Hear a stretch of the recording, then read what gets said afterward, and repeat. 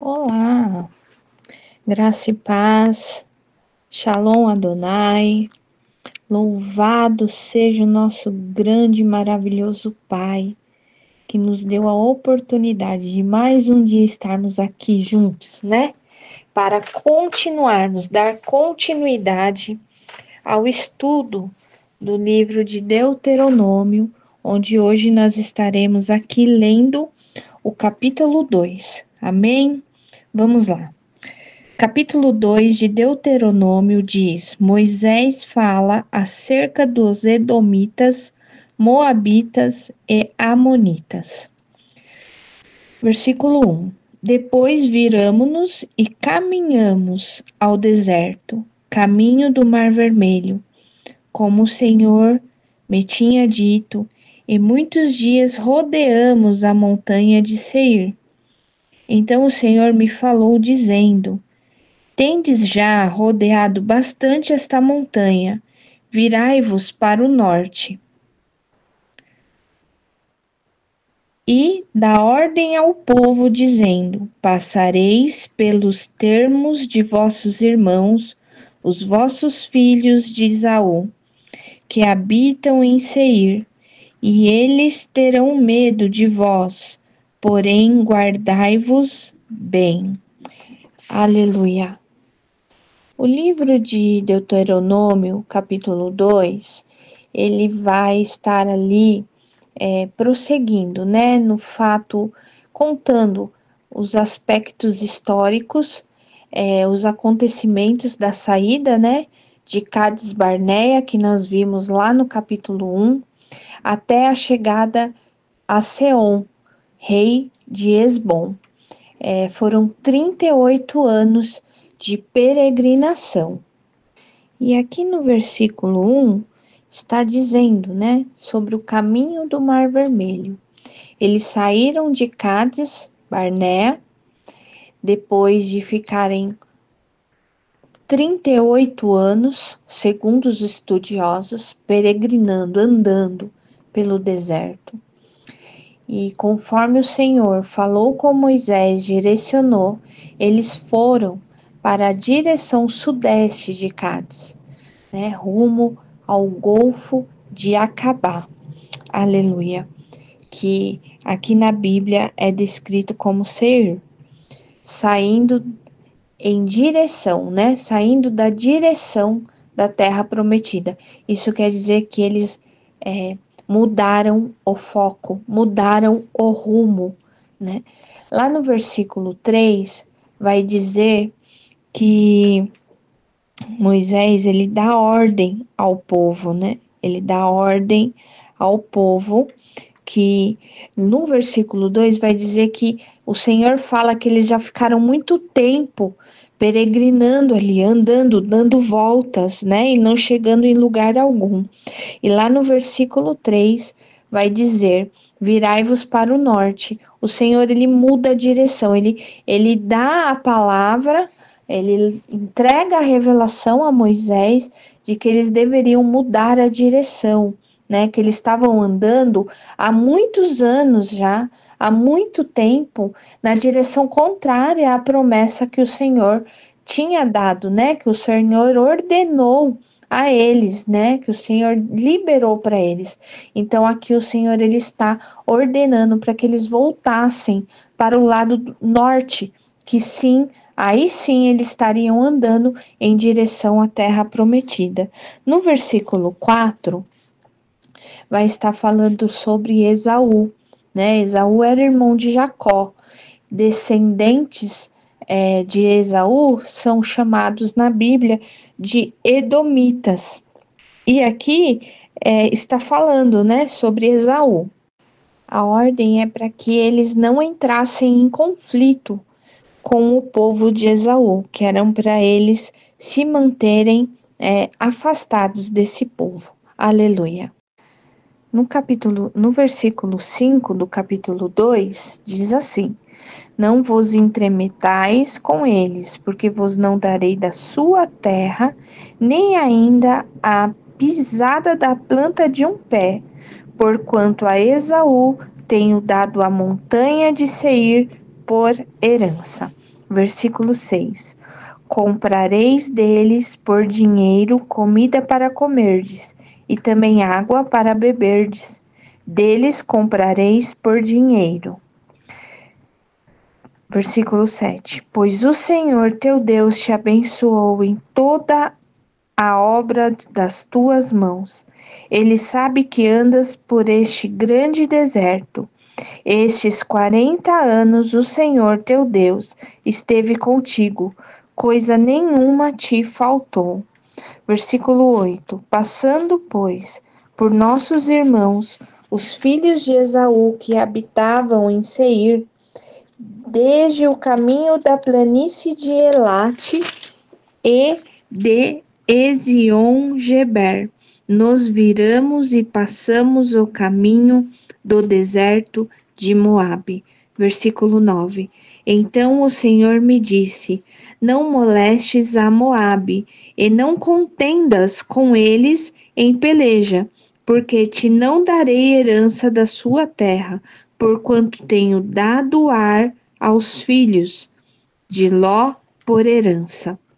Aleluia.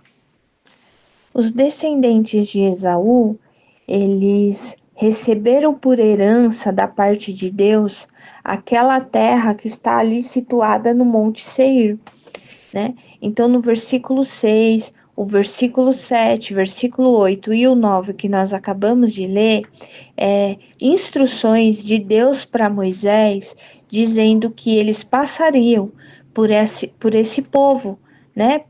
Por um povo que não servia ao Senhor, mas que não era para eles contender, porque o Senhor não daria nada da terra deles para o povo de Israel. E tudo que o povo de Israel tivesse que obter das terras de Esaú, ou de Moabe, ou dos moabitas, teriam que ser comprado por dinheiro, tanto a comida quanto a bebida, né? A água, tudo eles teriam que pagar. O Senhor não permitiu que o povo de Israel entrasse em contenda com esses descendentes, né? O Senhor ainda diz que durante toda a peregrinação, lá no versículo 7, né? Sobre a bondade e o amor de Deus com eles, com o povo que estava no deserto, que eles não tinham sentido falta de nada, porque Deus tinha sido com eles em tudo. Aleluia. Deuteronômio, capítulo 2, versículo 10, diz assim: os Emins dantes habitaram nela, um povo grande e numeroso, e alto como os gigantes. Também estes foram contados por gigantes, como os anaquins, e os moabitas lhes chamavam Emins. Dantes, os Oreus também habitaram em Seir, porém os filhos de Esaú os lançaram fora e os destruíram diante de si, e habitaram no seu lugar, assim como Israel fez a terra da sua herança que o Senhor lhe tinha dado. Levantai-vos agora e passai o ribeiro de Zered. Assim passamos o ribeiro de Zered. E os dias que caminhamos desde Cades Barneia até passarmos o ribeiro de Zered foram 38 anos, até que toda aquela geração dos homens de guerra se consumiu do meio do arraial, como o Senhor lhes jurara. Aleluia. Aqui, né, nos versículos 10, 11 e 12, nós vemos como nós vamos ver também lá no versículo 20, 21, 22 e 23, observações, os detalhes, né, o cuidado de Deus com a história dos primitivos, né, do povo mais antigo que habitou ali naquele local. Está falando que ali naquele local viveu os filhos dos gigantes, né? E antes do Senhor entregar, né, aquela terra, aquela porção de terra para os descendentes de Jaú, de Ló e de Jacó, ele teve esse povo, né, que são chamados pelos moabitas de Emins. Nós ouvimos muitos falar dos Anaquins, né, que eram os filhos de Gate, do gigante de Golias. Mas teve outros, né? Não foi só a família de Golias que existia de tamanho superior, sendo gigantes, né, irmãos? Teve outros. E aqui está falando isso para quem acha que não é verdade, que não existiu, existiu sim. Existiam famílias, né, de gigantes. Não foi só a família de Golias que existiu. No versículo 13, fala sobre Zered. Zered era um riacho que desembocava no Mar Morto, né? Então está falando no versículo 13, que eles deveriam passar por esse riacho. E assim eles fizeram em obediência. O povo obedeceu. Eles aqui no capítulo 2, nós estamos acompanhando a obediência do povo em relação às instruções que o Senhor estava dando. E ali eles atravessaram o riacho. No versículo 14, fala sobre os 38 anos, que foi o tempo que o povo de Israel ficou andando, dando voltas ali na região de Cades Barneia, período que que aquela geração, a primeira geração, a geração que saiu do Egito, ela morreu. Era uma geração incrédula, uma geração que Deus, ele não tinha mais parte, ele não prometeu que esse povo entraria mais na terra prometida. Então aqui está contando da morte dessa geração, né? Que o Senhor, ele tinha jurado. Isso quando o Senhor fala, está lá em Números 14, que essa geração, a primeira geração que saiu do Egito, eles não herdariam a terra prometida. Está lá em Números capítulo 14. E aqui no capítulo 2, no versículo 14, o Senhor está relembrando da promessa que ele fez, né? Que o povo da primeira geração não entraria. Então está contando que eles peregrinaram, andaram por 38 anos até toda aquela geração incrédula morrer, para que depois, só depois então, eles puderam alcançar a terra prometida pelo Senhor. Aleluia. Deuteronômio, capítulo 2, versículo 15, diz assim: Assim também foi contra eles a mão do Senhor, para os destruir do meio do arraial até os haver consumido. E sucedeu que, sendo já consumidos todos os homens de guerra pela morte do meio do arraial, o Senhor me falou, dizendo: Hoje passarás por Ar, pelos termos de Moabe, e chegarás até defronte dos filhos de Amon.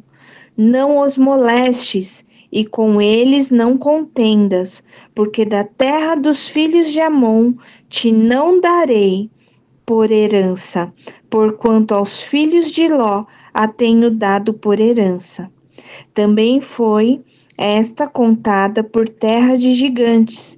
Dantes nela habitavam gigantes, e os amonitas lhe chamavam Zanzumins, um povo grande e numeroso, e alto como os gigantes, e o Senhor os destruiu de diante de si. E estes os lançaram fora e habitaram no seu lugar. Assim como fez com os filhos de Esaú, que habitavam em Seir, de diante dos quais destruiu os Oreus, e os filhos de Esaú os lançaram fora e habitaram no seu lugar até este dia. Também os Caftorins, que saíram de Caftor, destruíram os Aveus, que habitavam em aldeias até Gaza, e habitaram no seu lugar. Levantai-vos e parte, e passai o ribeiro de Arnon.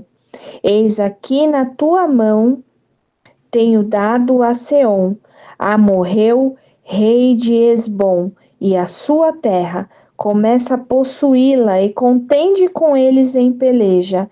Aleluia. Aqui o Senhor também está falando, né? Da mesma forma que ele já vinha falando ali, direcionando Moisés nos versículos anteriores, sobre as terras por onde eles passariam. Né, o povo de Israel começaria agora a encontrar outros povos, e ali o Senhor vai dando essas instruções que por onde eles estavam passando ali existiam gigantes naquela terra, o Senhor os destruiu e deu como herança aquele pedaço de terra para a descendência dos filhos de Ló, para a descendência dos filhos de Esaú, para a descendência do povo amonita, né? Então, quando chega no versículo 24, o Senhor fala sobre o ribeiro Arnon, e nesse ribeiro que eles iriam passar, que era da parte norte de Moabe, estava sob o poder do rei Seom, e que contra esse rei, sim, o povo de Israel iria pelejar, e o Senhor entregaria, né? Entraria nessa peleja pelo povo e entregaria a vitória ao povo de Israel. E aquela terra o Senhor iria dar como herança para o povo israelita. Então, aqui no versículo 24, nós vemos que o Senhor, ele autoriza que o povo israelita entrasse em contenda com o rei de Esbom, e ali o Senhor, ele faz, né? Ele entra na peleja da vitória e aquela terra ele entrega para o povo de Israel. Versículo 25. Neste dia começarei a pôr um terror e um temor de ti diante dos povos que estão debaixo de todo o céu. Os que ouvirem a tua fama tremerão diante de ti e se angustiarão. Então mandei mensageiros desde o deserto de Quedemote a Sion, rei de Hesbom, com palavras de paz, dizendo: Deixa-me passar pela tua terra, somente pela estrada irei, não me desviarei para a direita nem para a esquerda. Aleluia. A comida que eu coma, vender-me-ás por dinheiro, e dar-me-ás por dinheiro a água que eu beba. Tão somente deixa-me passar a pé, como fizeram comigo os filhos de Esaú, que habitam em Seir, e os moabitas que habitam em Ar, até que eu passe o Jordão, a terra que o Senhor nosso Deus nos há de dar. Mas Seom, rei de Hesbom, não nos quis deixar passar por ele, porquanto o Senhor teu Deus endurecera o seu espírito e fizera obstinado o seu coração para dar na tua mão, como neste dia se vê. Aleluia. Glória a Deus. O que nós vemos aqui? Que o Senhor, o nosso Deus Todo-Poderoso, ele começa a mudar, a partir do versículo 24 do capítulo 2, a história daquele povo de Israel. Ele começou a permitir que o povo de Israel entrasse em contenda com outros povos e começasse a conquistar as terras, né? E isso colocou temor no coração dos inimigos de Israel, porque toda batalha que o povo de Israel entrava, eles saíam como vencedores. Porque quem luta a guerra, as batalhas do povo escolhido de Deus é o nosso próprio Deus. Então, ele quando entra numa guerra, ele entra para ganhar e não perder. Então, a fama de Israel, a partir do versículo 24, 25, começou a ficar muito grande. E ali no versículo 27, o rei Esbom, ele não quis, né? Foi feita a mesma oferta que foi feita aos outros reis, né? Aos outros povos inimigos. Mas esse rei em específico, ele não quis deixar o povo de Israel passar. Porque o Senhor, mais uma vez a Bíblia diz que o Senhor endureceu o espírito deste homem, e ele se tornou um homem de dura serviço, e ele não permite que o povo passe. E ali se cumpre o propósito divino de Deus, né? O que nós vemos nesses versículos até o 30, até o versículo 30, é o agir de Deus na vida do povo de Israel. O Senhor, ele endureceu o coração desse rei, mas porque existia um propósito divino. E a partir daí, muito grande foi a fama do povo israelita. Deuteronômio, capítulo 2, versículo 31, diz: E o Senhor me disse: Eis aqui, tenho começado a dar-te Seom e a sua terra diante de ti. Começa, pois, a possuí-la, para que herdes a sua terra. E Seom saiu-nos ao encontro, ele e todo o seu povo, a peleja em Jaza. E o Senhor, nosso Deus, nolo deu diante de nós, e o ferimos a ele, e a seus filhos, e a todo o seu povo.